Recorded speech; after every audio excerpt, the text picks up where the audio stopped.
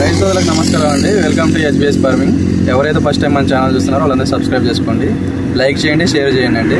ఇవాళ వచ్చేసి మనం కోసమంచి మండలంలో లింగరాం తండ వడితే శ్రీగారి దగ్గరకు వచ్చాం. ఫార్మర్ వచ్చేసి ఆల్రెడీ కాయ ఆడడం జరిగిందండి. మనకి 30 క్వింటాలు దిగుబడి అయితే ఇప్పుడు ప్రజెంట్ ఎయిర్ ఉన్నారు.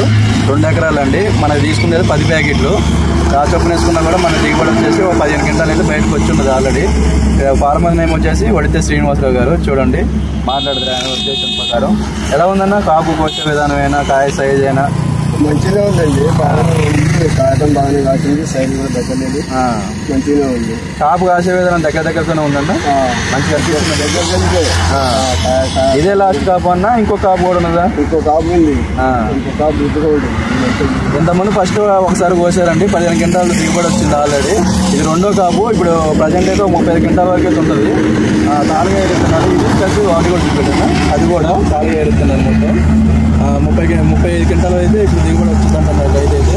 ఇంకా చేను మీద కూడా మళ్ళీ ఇంతే కాయ ఉంటుందని చెప్పి అని అంటున్నారు రైతు అయితే. చాలా బాగుంది, కాయ సైజ్ కూడా మంచిగా ఉంది. కాయ కలర్ అయితే ఎక్సలెంట్ అండి, అసలు బాగుంది. కాయ సైజ్ చూడండి, దగ్గరికి రాను.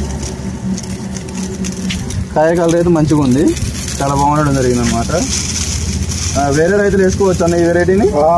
ఇది వచ్చేసి కంపెనీ పేరు వచ్చేసి నందిని క్రాప్ కేర్ అండి, అయాన్ వెరైటీ.